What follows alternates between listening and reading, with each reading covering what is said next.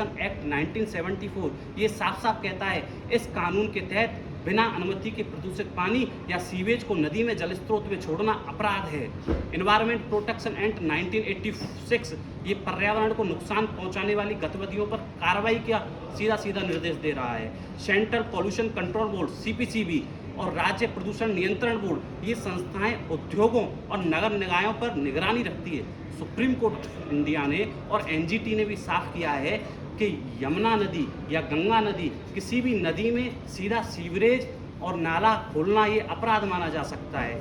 और देखिए आर्टिकल 21 ये भारतीय संविधान का आर्टिकल 21 अनुच्छेद 21 ये इतना पावरफुल है। इसमें साफ साफ लिखा है जीवन के अधिकार और स्वच्छ पानी स्वच्छ नदी हमारे जीवन का अधिकार है।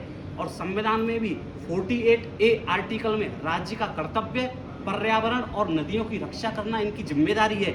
आर्टिकल 51A ये नागरिकों का कर्तव्य प्राकृतिक पर्यावरण की रक्षा करना है। और यदि ऐसे तथ्य हम न्यायालयों के सामने रख देते हैं, अधिकारियों के सामने रख देते हैं, तो ये लोग हमें कॉकरोच कहते हैं। हाँ, हम हैं मथुरा के कॉकरोच। यदि इन अधिकारियों की मलाई खाने पे हम लगाम लगाते हैं, इनको गलत कार्य करने पे हम लगाम लगाते हैं। आज यमुना में इतनी मृत्यु हो गई, लेकिन जिम्मेदारी किसने ली?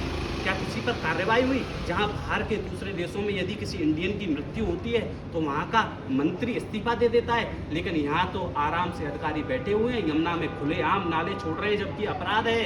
अरे हम जैसे कॉकरोच हैं तभी ये अपराध पे थोड़ा बहुत अंकुश लग पा रहा है और सुनाई भी नहीं दे रहा है। इसलिए जनता से मैं अनुरोध करूंगा, आइए मेरे साथ और FIR करें इन सभी ऐसे अधिकारियों पर जो नियमों का उल्लंघन करते हैं, कोई वैधानिक नियम नहीं अपनाते और संविधान के अधिकारों का हनन करते हैं। ये हाल फिलहाल में ये जो कांग्रेस